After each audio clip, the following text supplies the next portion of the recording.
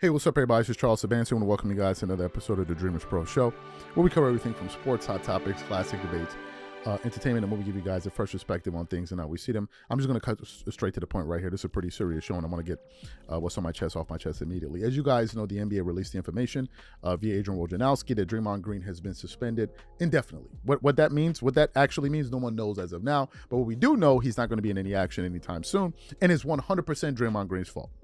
It is nobody else's fault but Draymond Green's fault. I think it's important that we state that from the onset. It is his fault. Because there are other players in the NBA that also have tempers. They also have tempers. They get annoyed and they don't behave the way Draymond Green does. So it's Draymond Green's fault. Draymond is not playing under a set of circumstances that are different from the other 450 players playing in the NBA, 444, whatever you want to call it, players playing in the NBA. They're all playing under the same circumstance, same court, same team. You understand what I'm saying. Right? But Draymond seems to operate by his own set of rules. So the NBA decided to suspend him. Now, yesterday, Jay Williams of ESPN went on ESPN First Take and confronted Stephen A. Smith by saying people in the past, including him, have been the ones that have always found ways to defend Draymond Green. And oh, by the way, last time when Draymond Green, threw a chokehold on an NBA player on live TV, Stephen A. Smith was amongst the people talking about, you should get 3 to 5. That was your man. That was your man, and I'm going to get to that in a moment. So these people have been amongst the Draymond Green apologists. They always want to look at it from a nuanced standpoint. They try to intellectualize nonsense, the nonsense and the BS antics that Draymond Green does periodically, right? So what happened? This morning they were discussing this issue. They had the panel there, Michael Greenberg, they had Stephen A. Smith there, Michael Wilbon, and they were discussing this, and they were having a back and forth. Initially, when Michael Wilbon spoke, he took a strong position. Then Stephen A. Smith decided to have a rebuttal.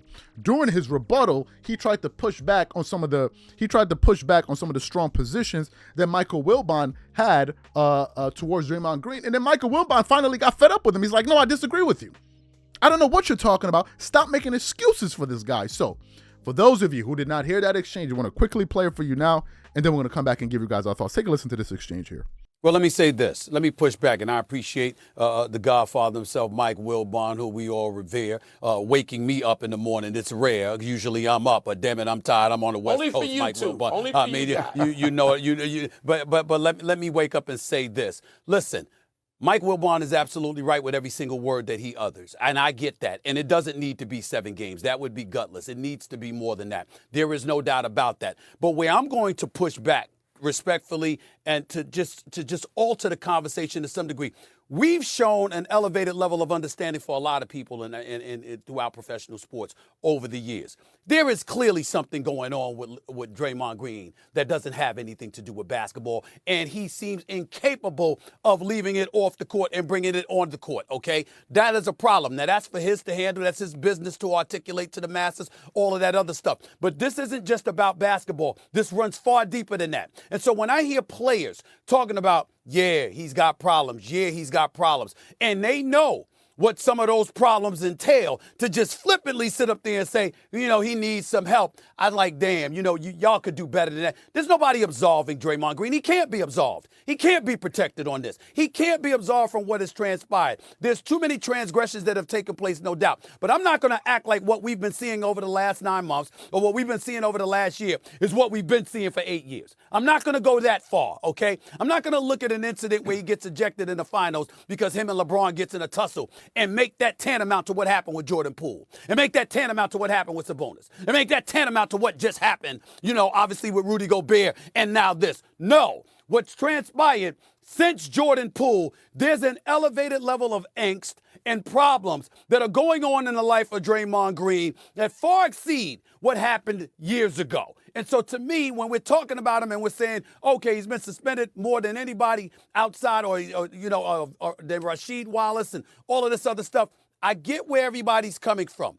But we need to understand that since the Jordan Poole incident, right around that time, what has been transpiring with Draymond Green is far more excessive than what we've seen before. Let's not act like this is what's been going on for 10 or 12 years. That's all I'm Stephen saying. A., I'm not going to parse every Draymond Green thing, and I don't know what's going on in his life. I don't.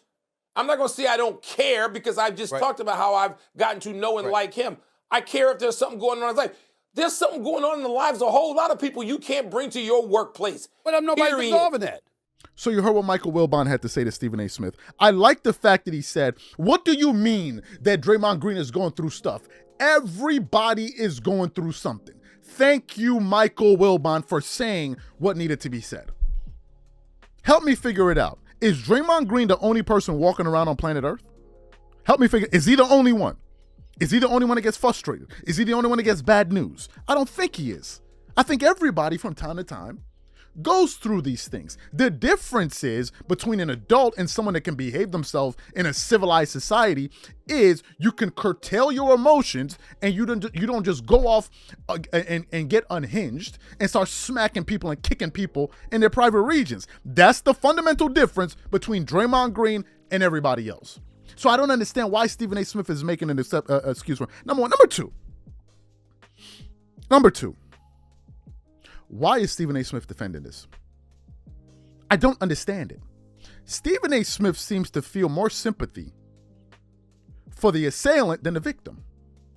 This is the part that gets me. Where was all of this nuance for Rudy Gobert and his neck? What if something more severe happened? You're talking about we need to understand. Why won't you just... You see, Stephen A. Smith and others are amongst the people that have coddled... The fact of the matter is this, and we got to say it. These guys are being coddled. These are grown babies that are being coddled. Nobody wants to say what it really is. And the irony is, when it comes to people in our own lives, we can seem to be able to pierce through the veil and call it like it is. Whenever it's our brothers, our cousins, our moms, our dad, or we can keep it real then. But when it comes to athletes, all of a sudden we got to be tippy-toeing and dancing all over the place. Why? Enough is enough with these excuses. Oh, well, you got to understand he's going through things and personal things. You know what gets me? This has been the same story for Draymond Green for years now. This has been the same story with him. And I just do not understand it. Why are we making all of these excuses for a dirty basketball player? Draymond Green is a dirty basketball player. He does things that nobody else in the NBA does. No one. You mean to tell me nobody thought, yo, is something wrong with this dude? Nobody else thought that. Have you ever seen a video when Draymond Green gets ejected? Did you see the game? I think it was between the Memphis Grizzlies and the Golden State Warriors, and I think Draymond Green was ejected in the playoff. Go back and look at that game, and look how Draymond Green was behaving on the court after he got it. Is that the behavior of a normal person?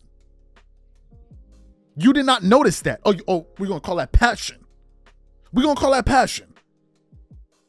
And people have been seeing this for years, and they've been making one excuse after the... What's the thing that Draymond Green has to do for you people to take it seriously? He just recently choked somebody out. Choked him out. His neck region. That wasn't enough. Give him 2 to 5 games. It's no big deal. Now he just smacked somebody across the face. What if he hit him in a... So what's the thing that you need to see Draymond Green do on the court for you to say, okay, I've seen enough? What's the thing he has to do? Break somebody's leg? What's the thing he has to do? Break somebody's arm? Well, I'm trying to figure out where does it reach the point where you say, okay, enough is enough? Or is that what we're waiting for? Why weren't you talking about, oh, he needs help, he needs all of this? Why weren't you talking about that? But in the part that gets me is that he may be going through personal stuff in his life. Stop with that, you know what? That is not an excuse. It's not an excuse. It's just not. Because you cannot use that as an excuse when everybody else can use that same excuse. You can't use it. You cannot use it. Number one. Number two, Draymond, if you listen to him in the postgame, he didn't mention anything about personal issues. He said, usually when I do things, I don't apologize for them. But in this, what do he say? Usually I mean to do things and I don't apologize. And in this case, I mean to do it. So I'm going to, what are you talking about? He doesn't even seem remorseful. He doesn't. If they suspended Draymond Green for the rest of the season, I wouldn't care. I would not care.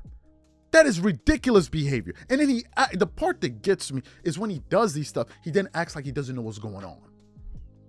Draymond is fully aware of what he's doing. He just snapped. He smacks that dude in the face and he jumps up.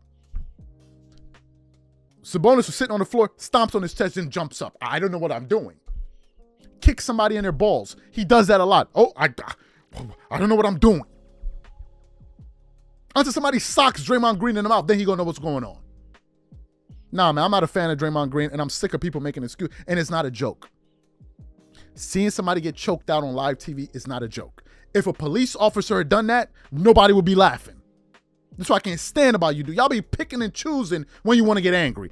If it was a police officer that ran on the court and did that to Draymond Green, y'all would be pissed as hell. Do you know why you'd be pissed as hell? You would say because he has no right to do that. Why is he interrupting the proceedings? He's a police officer. He shouldn't be able to do that. But another player should be able to choke somebody in the court, and we're going to laugh about it. I'm out.